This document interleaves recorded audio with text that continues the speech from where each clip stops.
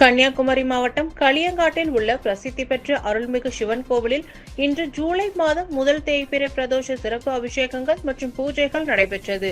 பிரதோஷத்தில் கலந்து கொண்டால் 16 வகையான செல்வங்கள் கிடைக்கும் என்ற நம்பிக்கையில் ஏராளமான பக்தர்கள் கலந்து கொண்டு சுவாமி தரிசனம் செய்தனர். கன்னியாகுமரி மாவட்டத்தில் பிரசித்தி பெற்ற கோவில்களில் ஒன்றான களியங்காடு அருள்மிகு சிவன் கோவிலில் இன்று ஜூலை மாதம் முதல் தேய்பிறை பிரதோஷ வழிபாடு நடைபெற்றது. சிவபெருமானுக்கும் நந்தி தேவருக்கும் பால், சந்தனம், இளநீர், தேன், பஞ்சாமிர்தம், அரிசி மாவு உள்ளிட்ட 16 வகையான அபிஷேகங்கள் மற்றும் பிரதோஷ தீபாராதனையும் நடைபெற்றது. பிரதோஷத்தில் கலந்து கொண்டால் எல்லா நன்மைகளும் கிடைக்கும் என்ற நம்பிக்கையில் ஏராளமான பக்தர்கள் கலந்து கொண்டு சுவாமி தரிசனம் செய்தனர்.